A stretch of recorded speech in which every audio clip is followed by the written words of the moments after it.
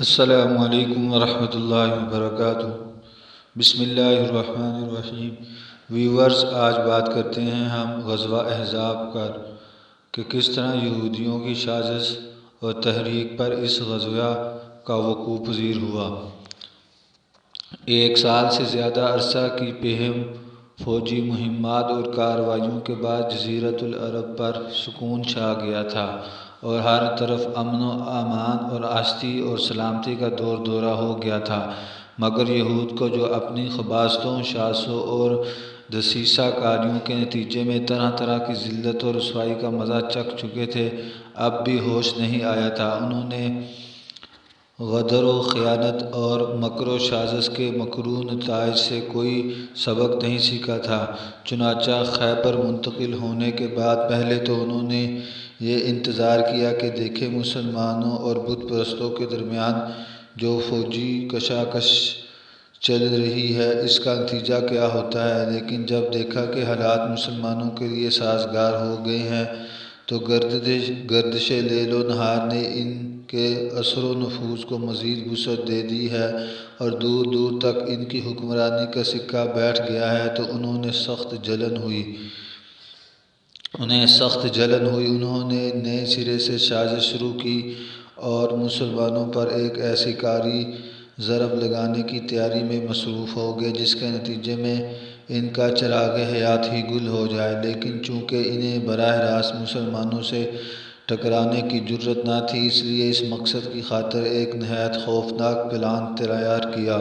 اس کی تفصیل یہ ہے کہ بنو نذیر کے 20 سردار اور رہنما مکہ میں تشریف لے گئے اور قریش کے پاس حاضر ہوئے اور انہیں رسول اللہ صلی اللہ علیہ وسلم کے خلاف آمادہ جنگ کرتے ہوئے اپنی مدد کا یقین دلایا۔ قریش نے ان کی بات مان لی، چونکہ وہ احد کے روز میدان بدر میں مسلمانوں سے صف آرائی کا عہد و پیمان کر کے اس کی خلاف ورزی کر چکے تھے، اس لیے ان کا خیال تھا کہ اب اس مجوزہ جنگی اقدام کے ذریعے وہ اپنی شہرت بھی بحال کر لیں گے اور اپنی کہی ہوئی بات بھی پوری کر دیں گے۔ اس کے بعد یہود کا یہ وفد بنو غطفان کے پاس گیا اور قریش ہی کی طرح انہیں بھی آمادہ جنگ کیا، وہ بھی تیار ہو گئے۔ پھر اس وفد نے بقیہ قبائل عرب میں گھوم گھوم کر لوگوں کو جنگ کی ترغیب دی اور ان قبائل کے بھی بہت سے افراد تیار ہو گئے۔ غرض اس طرح یہودی سیاستکاروں نے پوری کامیابی کے ساتھ کفر کے تمام بڑے بڑے گروہوں اور جتھوں کو نبی صلی اللہ علیہ وسلم اور آپ صلی اللہ علیہ وسلم کی دعوت اور مسلمانوں کے خلاف بھڑکا کر جنگ کے لیے تیار کر لیا۔ اس کے بعد طے شدہ پروگرام کے مطابق جنوب سے قریش، کنانہ اور تہامہ میں آباد دوسرے حلیف قبائل نے مدینے کی جانب کوچ کیا۔ ان سب کا سپہ سالار اعلیٰ ابو سفیان تھا اور ان کی تعداد 4000 تھی، لیکن یہ لشکر مر الزہران پہنچا تو بنو سلیم بھی اس میں شامل ہوئے۔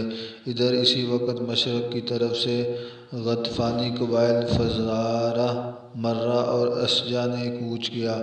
فزارہ کا سپہ سالار عیینہ بن حصن تھا، بنو مرہ کا حارث بن عوف اور بنو اشجع کا مسعر بن رخیلہ۔ انہی کے ضمن میں بنو اسد اور دیگر قبائل کے بہت سے افراد بھی آ گئے۔ ان سارے قبائل نے ایک مقررہ وقت اور مقررہ پروگرام کے مطابق مدینے کا رخ کیا تھا، اس لیے چند دن کے اندر اندر مدینے کے پاس 10,000 سپاہ کا ایک زبردست لشکر جمع ہو گیا۔ یہ اتنا بڑا لشکر تھا کہ غالباً مدینے کی پوری آبادی عورتوں، بچوں، بوڑھوں اور جوانوں کو ملا کر بھی اس کے برابر نہ تھی۔ اگر حملہ آوروں کا یہ ٹھاٹھے مارتا ہوا سمندر مدینے کی چاردیواری تک اچانک پہنچ جاتا تو مسلمانوں کے لیے سخت خطرناک ثابت ہوتا۔ کچھ عجب نہیں کہ ان کی جڑ کٹ جاتی اور ان کا مکمل صفایا ہو جاتا، لیکن مدینے کی قیادت نہایت بیدار مغز اور چوکس قیادت تھی۔